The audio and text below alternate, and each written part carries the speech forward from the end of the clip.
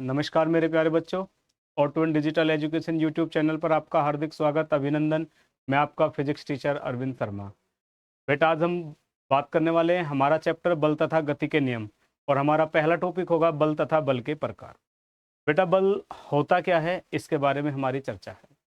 बेटा, जैसे हमने इससे पहले वाले चैप्टर में पढ़ा था गति, तो सबसे पहले तो हम इस बात को करें कि जो हमारे वैज्ञानिक थे उनका सबका एक मत था, जो गति है उसके लिए उत्तरदायी होता है बल।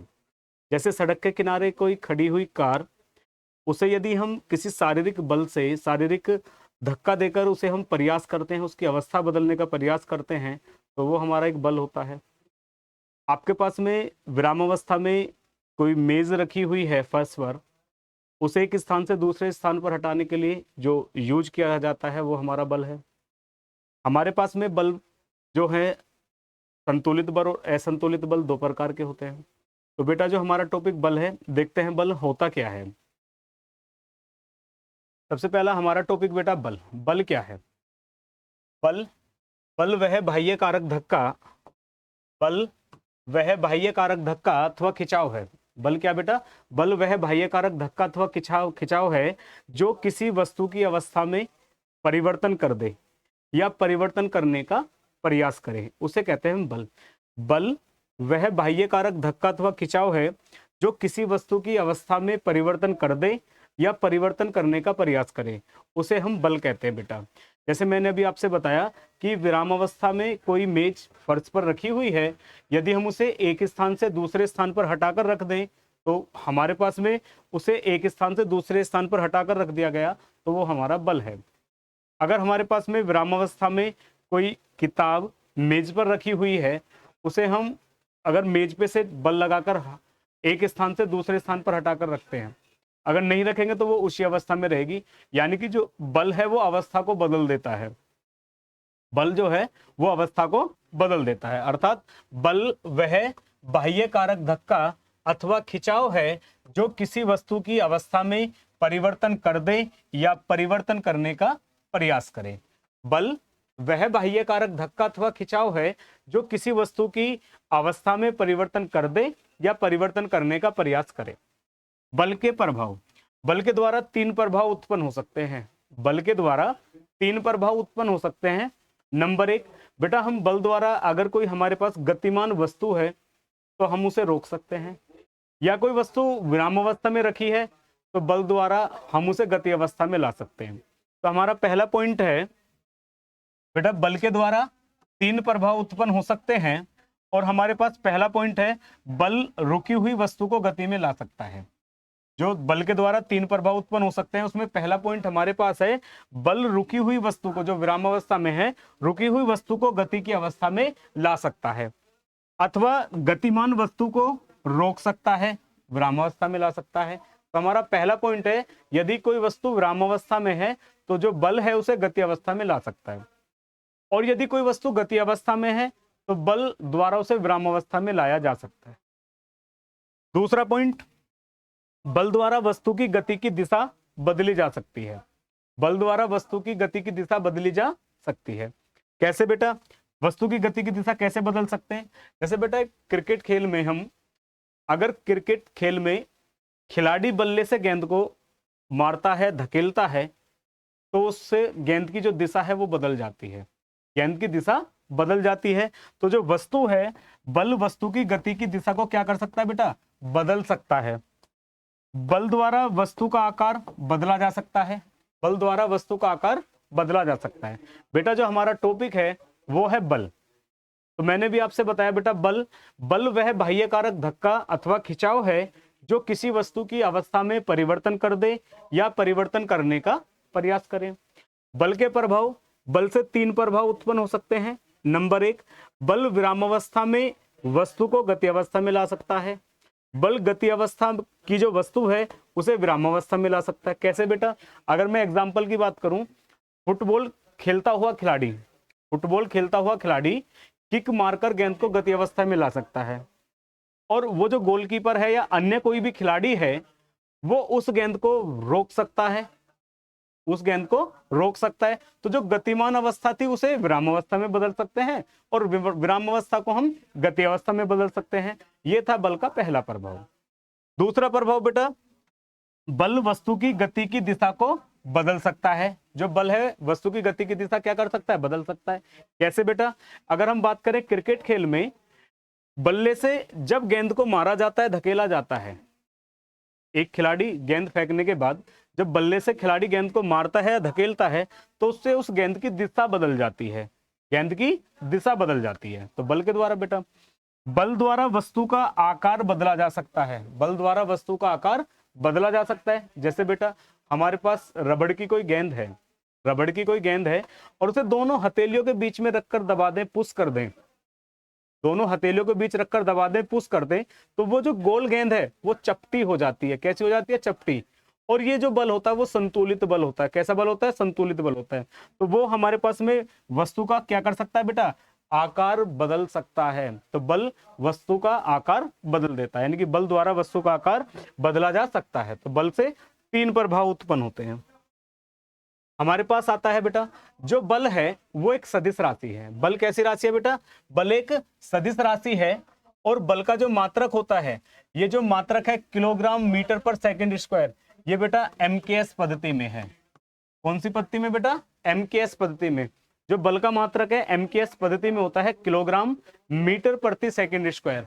अगर मैं मात्रक से बात करूं, जो किलोग्राम है, किलोग्राम मात्रक होता है द्रव्यमान का। किसका होता है बेटा, द्रव्यमान, एम का।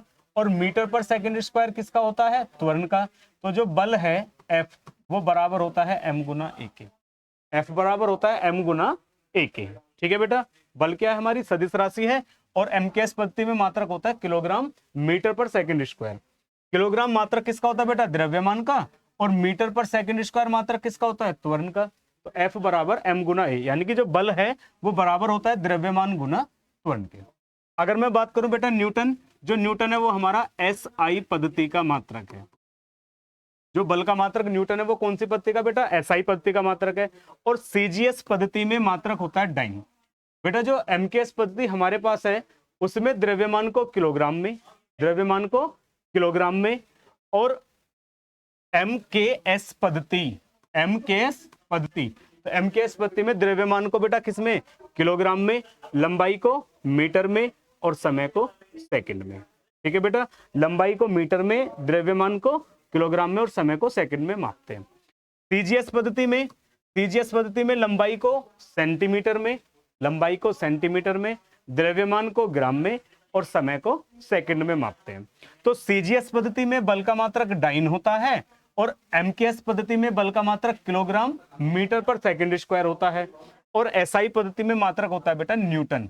एसआई पद्धति में मात्रक क्या होता है बेटा, न्यूटन, न्यूटन मात्रक होता है। चलिए बेटा, बल के प्रकार, बल के हमारे पास में 2 प्रकार होते हैं। नंबर 1 संतुलित बल और नंबर 2 असंतुलित बल। जब किसी वस्तु पर कई बल इस प्रकार लगे हों, जब किसी वस्तु पर कई बल इस प्रकार लगे हों कि उन सभी बलों का परिणामी योग शून्य हो, उन सभी परिणामी जो बल हैं, परिणामी कहते हैं बेटा योग को, उन सभी बलों का परिणामी शून्य हो, तो वे सभी बल किसमें कहलाते हैं बेटा, संतुलित। ठीक है बेटा, उसने कहा संतुलित बल। जब किसी वस्तु पर एक साथ कई बल कार्य कर रहे हों, ठीक है बेटा, जब किसी वस्तु पर एक साथ कई बल कार्य कर रहे हों और उनका परिणामी बल शून्य हो, परिणामी बल शून्य हो, तो उन बलों को संतुलित बल कहते हैं। परिणामी का मतलब बेटा योग, परिणामी का मतलब योग, उन सभी बलों का जो योग है वो शून्य है, तो बल किस में कहे जाते हैं, संतुलित में। ठीक है बेटा, तो क्या कहा था, जो बल है हमारे पास 2 प्रकार के होते हैं। नंबर 1 संतुलित बल, नंबर 2 असंतुलित बल। जब किसी वस्तु पर कई बल इस प्रकार लगे हों कि उनका परिणामी शून्य हो, तो उन बलों को कहते हैं संतुलित बल। ठीक है बेटा, जब किसी वस्तु पर एक साथ कई बल कार्य कर रहे हों और उनका परिणामी बल शून्य हो, परिणामी कहते हैं योग को, उनका योग जो बल है सभी का योग क्या हो, शून्य हो, तो उन बलों को संतुलित बल कहते हैं। अब संतुलित बल की हम बात करें बेटा, सपोज करो आप सूटकेस लिए खड़े हो, तो सूटकेस पकड़ने में आपके पास 2 बल कार्य कर रहे हैं। पहला बल, सूटकेस का भार F जो mg के बराबर होता है वो नीचे की तरफ, और एक बल जो उसे संतुलन की अवस्था में रखता है, जो आप लगा रहे हो ऊपर की तरफ। तो दोनों का जो परिणामी योग होगा वो कैसा होगा? शून्य होगा। यदि हम एक सूटकेस पकड़कर खड़े हों तो वहां दो बल कार्य करते हैं। एक बल सूटकेस का भार F जो बराबर होता है mg के, नीचे की तरफ कार्य करता है, और दूसरा जो प्रतिक्रिया बल है जो ऊपर की तरफ कार्य कर रहा है। कहां बेटा? ऊपर की तरफ। जैसे बेटा ये सूटकेस है, ये इसका भार mg नीचे की तरफ, और ये इसका अभिलंब प्रतिक्रिया बल R ऊपर की तरफ कार्य करता है। तो दोनों का जो परिणामी होता है वो शून्य होता है। परिणामी क्या होता है बेटा? शून्य होता है। तो हम उसे कहते हैं संतुलित बल। ठीक है। दूसरे उदाहरण की हम बात करें बेटा, रस्साकस्सी खेल में अगर दो टीमें ए और बी हैं, रस्साकस्सी खेल में दो टीमें ए और बी हैं, और ए और बी टीमें एक दूसरे की तरफ बल लगा रही हैं, रस्सा को खींच रही हैं, और जो रस्सा है वो विराम अवस्था में है, यानी कि वो ना तो एक टीम बी को खींच पा रही है और ना बी टीम ए को खींच पा रही है। तो उस वक्त भी दोनों किस में होते हैं? संतुलन अवस्था में होते हैं। कैसे होते हैं बेटा? संतुलन अवस्था में। रस्साकस्सी खेल में दो टीमें ए और बी एक दूसरे को नहीं खींच पाती हैं, और जो हमारा रस्सा है वो विराम अवस्था में रहता है, तो वहां हमारे पास संतुलन बल होता है। तो बल कौन सा होता है? संतुलित बल। या हम बात करें बेटा, एक सड़क पर कोई कार दौड़ रही है, एक सड़क पर कोई कार दौड़ रही है, तो जो कार का भार mg वो नीचे की तरफ और अभिलंब प्रतिक्रिया R ऊपर की तरफ कार्य करता है। तो वो भी हमारे पास क्या है? संतुलित बल है। क्या है? संतुलित बल। ठीक है बेटा। तो हमारे पास संतुलित बल क्या हुआ? जब किसी वस्तु पर एक साथ कई बल कार्य कर रहे हो और उन सभी बलों का परिणामी शून्य हो, तो वे बल संतुलित बल कहलाते हैं। ठीक है बेटा। आगे आता है हमारे पास बेटा, नेक्स्ट टॉपिक है असंतुलित बल। नेक्स्ट टॉपिक है बेटा असंतुलित बल। जब किसी वस्तु पर एक साथ कई बल कार्य कर रहे हो, जब किसी वस्तु पर एक साथ कई बल कार्य कर रहे हो और उन बलों का परिणामी योग शून्य ना हो, उन बलों का परिणामी योग शून्य ना हो, तो उसे कहते हैं हम असंतुलित बल। जब किसी वस्तु पर एक साथ कई बल कार्य कर रहे हैं और उनका परिणामी बल शून्य ना हो, परिणामी योग शून्य ना हो, तो उन बलों को असंतुलित बल कहते हैं। उन बलों क्या कहते हैं बेटा? असंतुलित बल। जैसे अभी हमने संतुलित बल में उदाहरण पढ़ा था सूटकेस, कि कोई व्यक्ति सूटकेस को हाथ में पकड़कर खड़ा है, तो सूटकेस का जो भार है mg वो नीचे की तरफ कार्य करता है और अभिलंब प्रतिक्रिया R ऊपर की तरफ कार्य करता है, और दोनों का जो परिणामी योग है वो शून्य होता है। यानी कि जो सूटकेस पकड़कर खड़ा है व्यक्ति, तो वो जो सूटकेस है वो संतुलन की अवस्था में होता है।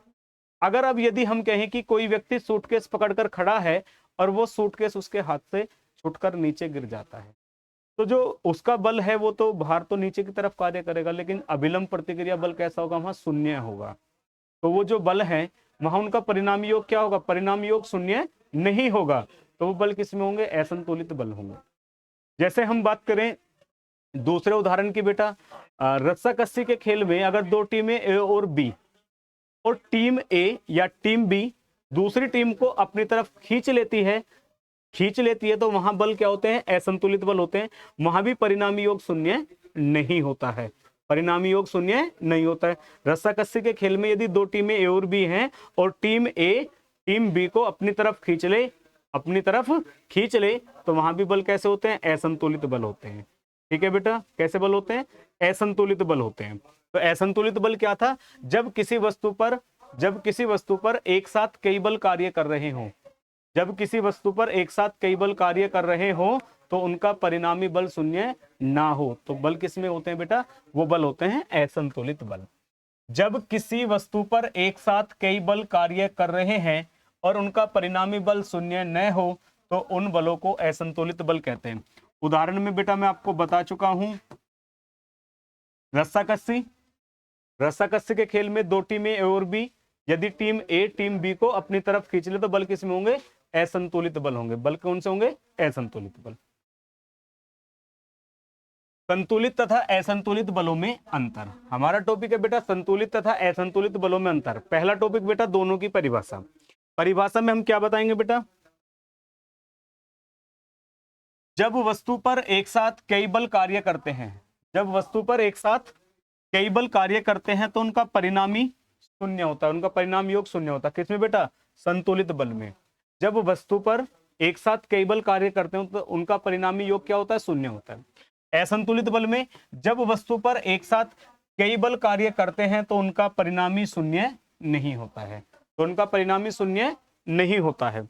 दूसरा पॉइंट, ये बल विरामावस्था में स्थित वस्तु को गतिमान नहीं कर सकते हैं। जो हमारे पास में संतुलित बल हैं, ये विरामावस्था में, ये बल विरामावस्था में स्थित वस्तु को गतिमान नहीं कर सकते हैं। जो असंतुलित बल है, ये बल विरामावस्था में स्थित वस्तु को गतिमान अवस्था में ला सकते हैं, गतिमान कर सकते हैं। ठीक है बेटा। तीसरा पॉइंट, ये बल प्राय वस्तु के आकार को बदल देते हैं। जैसे अभी हमने पढ़ा बेटा, अगर हमारे पास कोई रबड़ की गेंद है और उसे दोनों हथेलियों के बीच में रखकर दबा दें, पुश करें, दबा दें, तो हमारे पास में क्या होगा? जो गेंद है वो चपटी हो जाती है। यानी कि क्या होता है, जो बल है वो उसके आकार को क्या करते हैं बेटा? बदल देते हैं। ये बल प्राय वस्तु के आकार को नहीं बदल सकते। जो असंतुलित बल है वो क्या बेटा? ये बल प्राय वस्तु के आकार को नहीं बदल सकते। नंबर 4, ये बल गतिमान वस्तु की चाल तथा दिशा में परिवर्तन नहीं कर सकते हैं। ये बल गतिमान वस्तु की, ठीक है बेटा, चाल तथा दिशा में परिवर्तन नहीं कर सकते हैं। ये बल गतिमान वस्तु की चाल तथा दिशा में परिवर्तन कर सकते हैं। जो असंतुलित बल होते हैं बेटा, वो उसकी चाल तथा दिशा में क्या करते हैं बेटा? परिवर्तन कर सकते हैं। जैसे क्रिकेट खेलता हुआ खिलाड़ी जब बल्ले से गेंद को मारता है तो वो उसकी दिशा और चाल दोनों बदल देता है, तो वो बल होता है हमारा कौन सा? असंतुलित बल। ठीक है बेटा। जब हम रबड़ की एक गेंद को दोनों हथेलियों के बीच रखकर दबाते हैं, ठीक है बेटा, पुश करते हैं, तो उसका आकार बदल जाता है, गेंद चपटी हो जाती है। रबड़ की गेंद की बात कर रहे हैं बेटा। तो उस वक्त अवस्था में जो बल होता है वो संतुलित बल होता है, यानी कि संतुलित बल उसका आकार बदल देते हैं, तो असंतुलित बल उनका आकार नहीं बदल सकते। ठीक है बेटा। जैसे इसमें हमने पॉइंट पढ़ा था, ये बल विरामावस्था में स्थित वस्तु को गतिमान नहीं कर सकते हैं, और जो असंतुलित बल है वो विरामावस्था में स्थित वस्तु को क्या कर सकता है? गतिमान कर सकता है। जैसे फुटबॉल खेलता हुआ खिलाड़ी किक मारकर गेंद को गतिमान अवस्था में ले जा सकता है, गतिमान अवस्था में ले जा सकता है। तो उस अवस्था में हमारे पास में कौन सा बल होता है? असंतुलित बल होता है। कौन सा होता है बेटा? असंतुलित बल। ठीक है बेटा।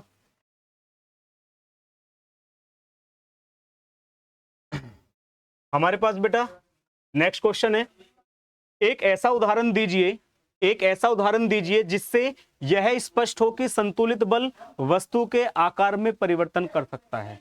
अभी हम संतुलित और असंतुलित बल के उदाहरण को पढ़ रहे थे, और उसके तीसरे पॉइंट में हमने पढ़ा था कि जो संतुलित बल है वो वस्तु के आकार को बदल देता है, और जबकि असंतुलित बल वस्तु के आकार को नहीं बदलता है। तो इसने कहा एक ऐसा उदाहरण दीजिए जिससे यह स्पष्ट हो कि संतुलित बल वस्तु के आकार में परिवर्तन कर सकता है, वस्तु के आकार में परिवर्तन कर सकता है। तो उदाहरण लीजिए बेटा, यदि हम रबड़ की एक गेंद को दोनों हथेलियों के बीच रखकर दबा दें तो रबड़ की गेंद चपटी हो जाती है। रबड़ की गेंद क्या होती है बेटा? चपटी हो जाती है, अर्थात गेंद का आकार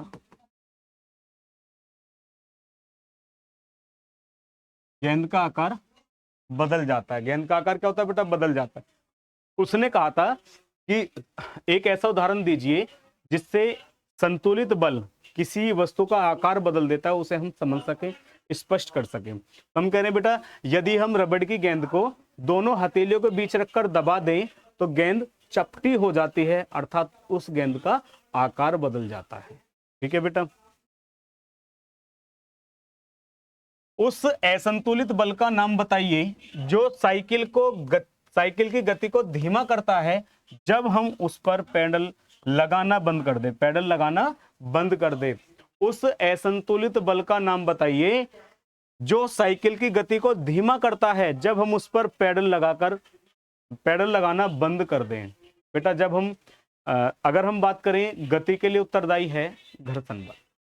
ठीक है बेटा। अब ये कह रहा कि हमारे पास में उस असंतुलित बल का जो घर्षण बल है वो गति का क्या करता है बेटा, विरोध करता है। घर्षण बल क्या करता है, गति का विरोध करता है, और गति के लिए जो उत्तरदायी होता है वो बल होता है। ठीक है बेटा, वो हमने वीडियो के स्टार्टिंग में भी चर्चा करी थी। तो इसने कहा उस असंतुलित बल का नाम बताइए जो साइकिल की गति को धीमा करता है। अब हम साइकिल पे अगर गतिमान है तो साइकिल पर गतिमान रहने के लिए हमें हमेशा पैडल मारने की आवश्यकता होगी। अब ये करा हम पैडल मारना बंद कर दें तो जो साइकिल है वो उसकी जो गति है वो धीमी हो जाती है। उसका क्या कारण है? उसका कारण है बेटा घर्षण बल। क्या कारण है बेटा? घर्षण बल। घर्षण बल जो है वो गति का क्या करता है बेटा, विरोध करता है। तो उस असंतुलित बल का नाम है घर्षण बल। ठीक है बेटा।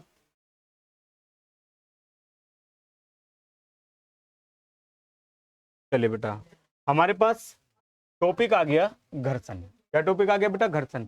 घर्षण होता क्या है? घर्षण हमारे पास में होता क्या है बेटा?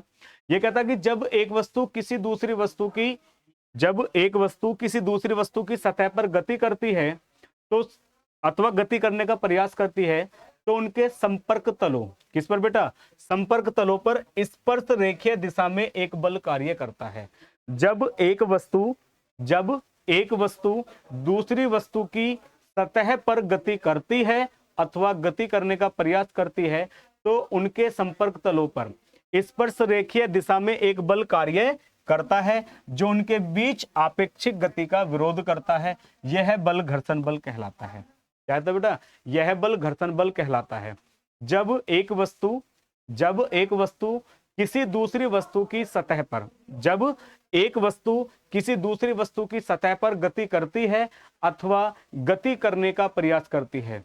जब एक वस्तु किसी दूसरी वस्तु की सतह पर गति करती है अथवा गति करने का प्रयास करती है तो उनके संपर्क तलों के स्पर्श रेखीय दिशा में एक बल कार्य करता है। उनके संपर्क तलों पर स्पर्श रेखीय दिशा में एक बल कार्य करता है जो उनके बीच आपेक्षिक गति का विरोध करता है। यह बल घर्षण बल कहलाता है। यह बल घर्षण बल कहलाता है।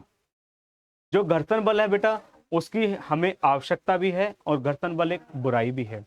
आवश्यकता की बात हम करें, जो पेन है उसके द्वारा कागज पर लिखना घर्षण के द्वारा संभव है। पेन से कागज पर लिखना किसके द्वारा? घर्षण के द्वारा संभव है।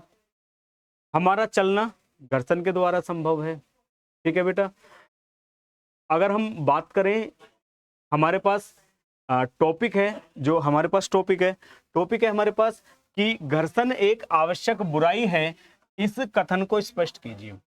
हमारे पास है कि घर्षण एक आवश्यक बुराई है, इस कथन को स्पष्ट कीजिए। अगर मैं बात करूं बेटा, अभी हमने घर्षण के बारे में तो पढ़ा था कि जब कोई एक वस्तु दूसरी वस्तु की सतह पर गति करती है अथवा गति करने का प्रयास करती है तो उनके संपर्क तलों पर स्पर्श रेखीय दिशा में एक बल कार्य करता है जो उनकी आपेक्षिक गति का विरोध करता है, और उस बल को हम कहते हैं घर्षण बल।